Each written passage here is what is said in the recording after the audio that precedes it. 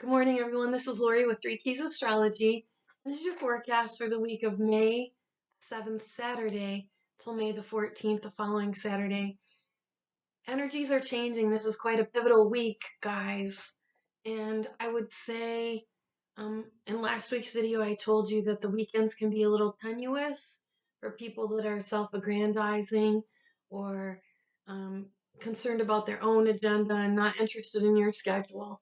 Now, the week ahead feels like that feeling when our summer fun's over and we all have to get serious about going back to school, moving away to college, getting organized. But it's kind of the reverse of that because parents, believe me when I tell you, this is about relationships this whole year. Our eclipse is in Taurus and Scorpio. We're building up to a full moon on the 16th, and it's a lunar eclipse, and it's tenuous.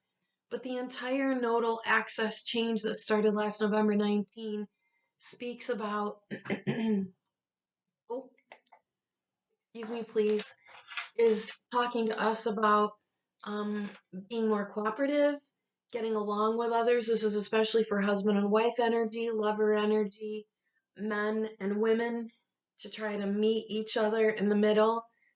Now, I predicted last year when I did the astrology marathon talking about Black Moon Lilith that we were going to see big issues in the Supreme Court with abortion. Black Moon Lilith is in Cancer. So we still have beautiful energy in Taurus, but all we Taurians are going through major changes. Oh, thank you for all the birthday wishes. And happy birthday, my fellow Taurians. Excuse me. Um, excuse me. I don't usually drink when I do videos, but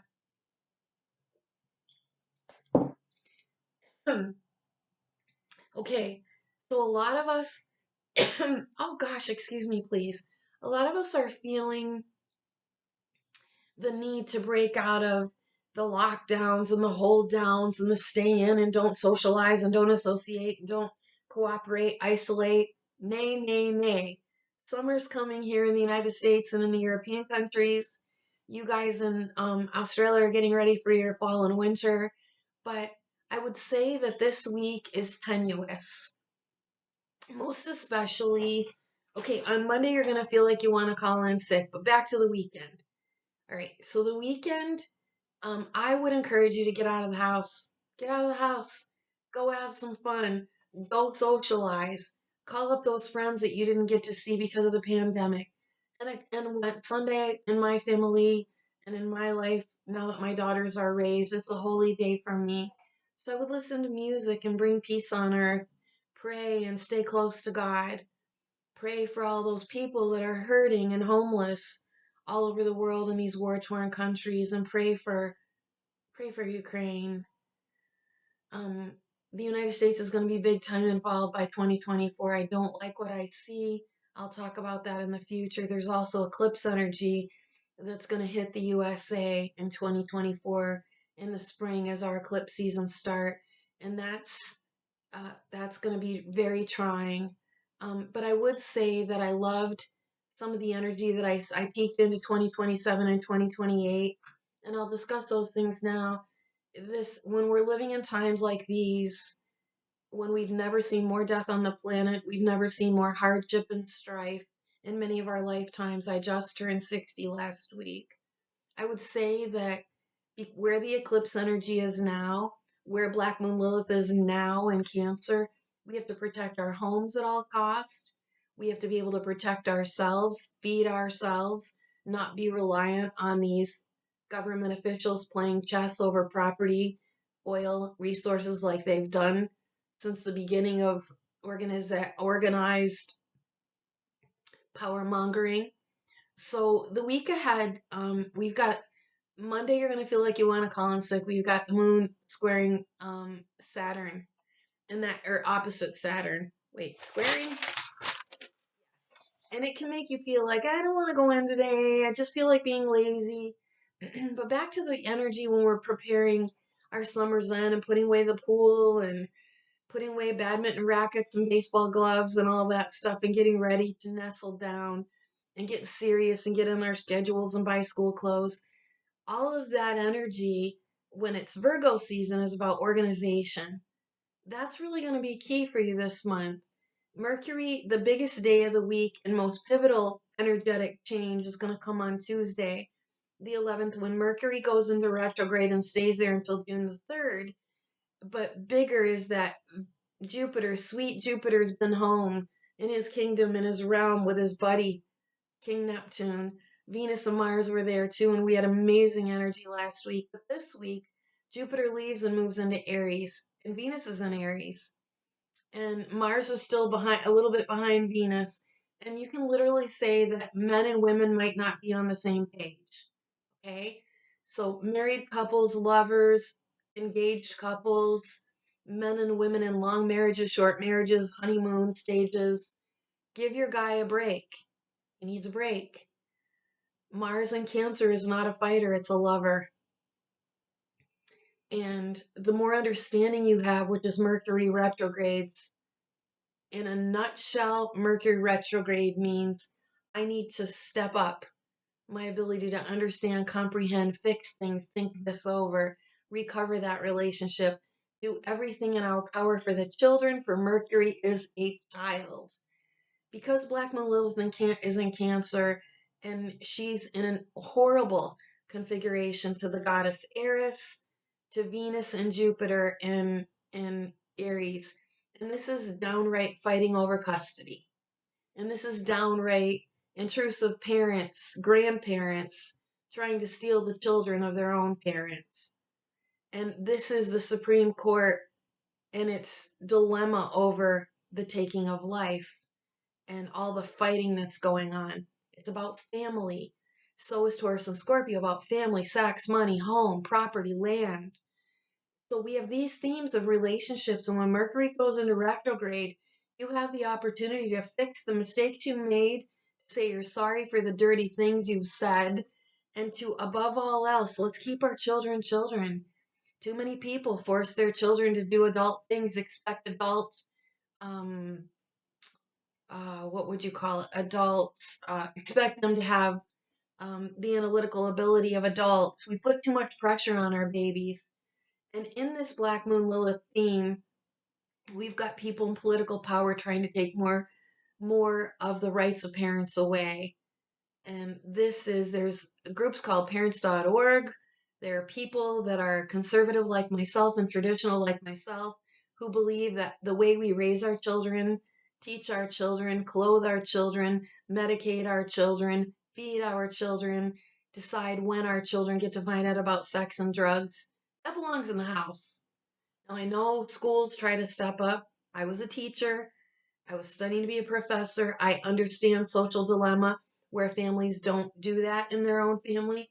But it's first not the responsibility of the school, and it's sure not the responsibility of the society.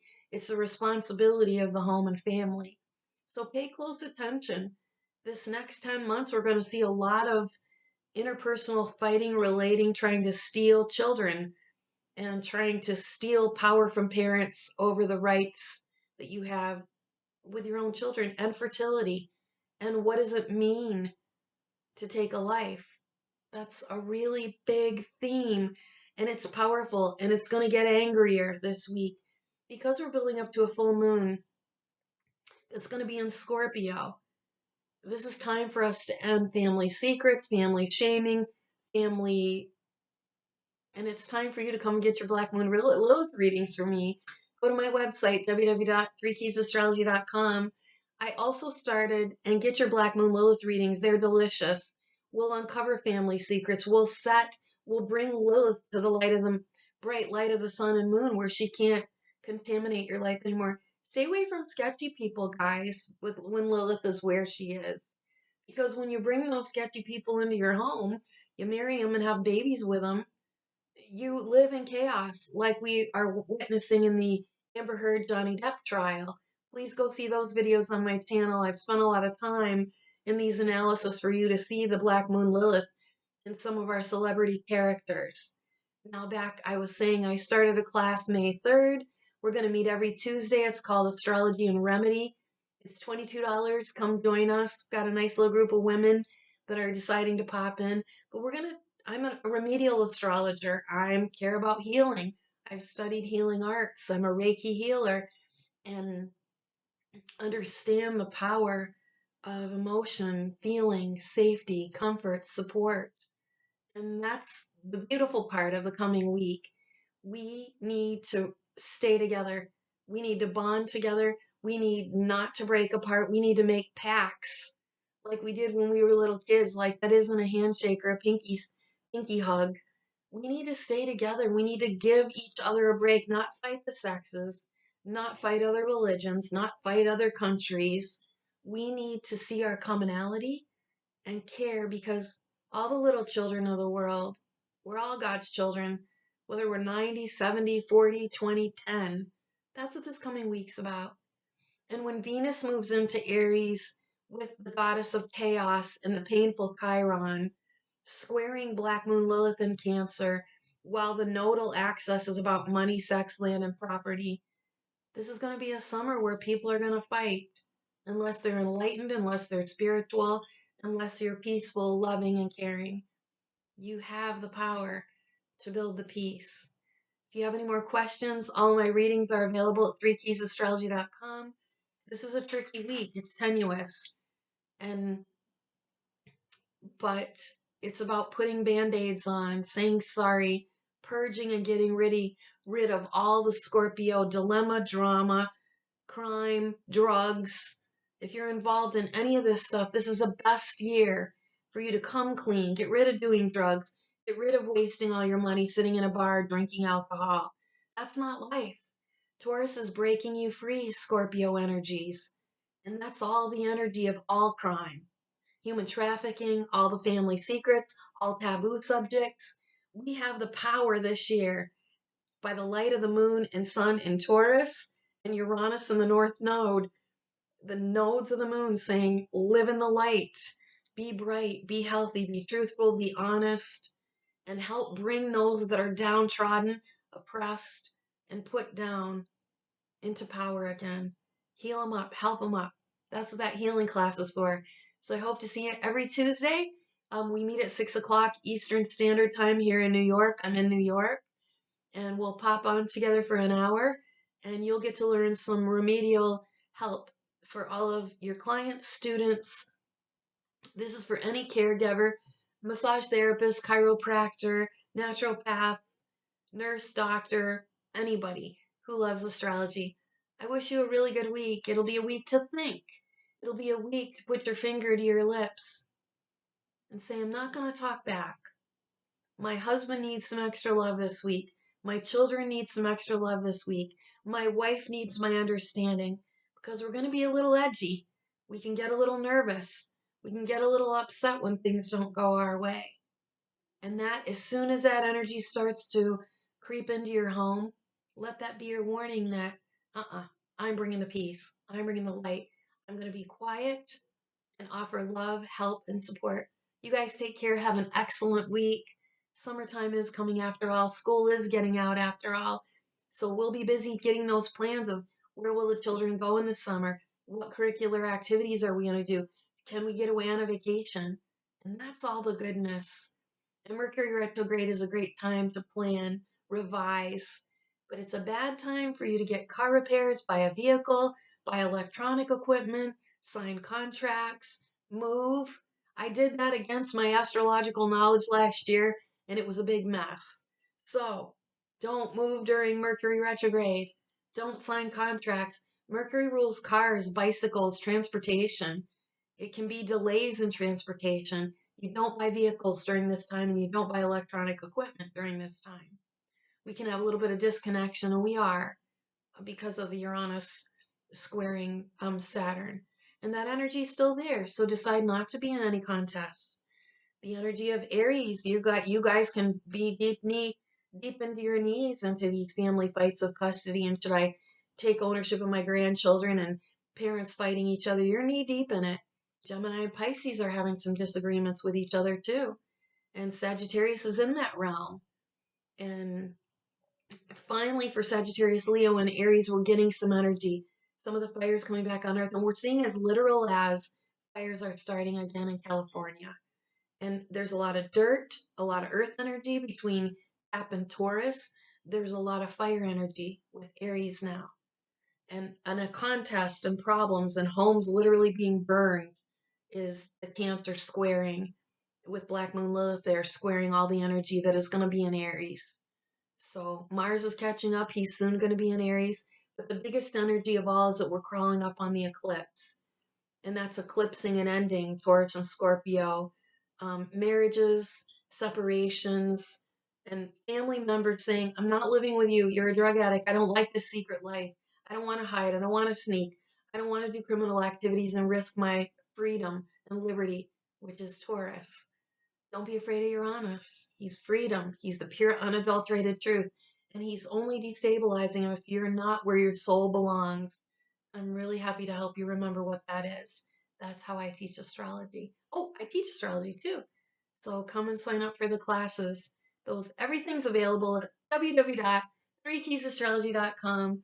Try to have a great, thoughtful week and know it's going to be tense and that you're going to be the one who's the light, who's the peace, who brings the harmony, is offering the hugs, helping with support in any way you can. And I hope that you make sure that your children, they grow up so fast, you guys. My oldest child's in her 40s. I hope to God that you keep your children little and keep them away from all of these adult problems that we've been plagued with for the last few years. Remember, in a year they're going to be bigger, and then another year, and they're going to move out someday. So be sweet to them. Don't expect too much of them. Let them have lazy, fun, giggly, happy summers. Play music and dance. Get outside with them. This weekend's perfect for it. Every weekend of summer is. Bye for now. Love you guys. And thank you again for my birthday wishes.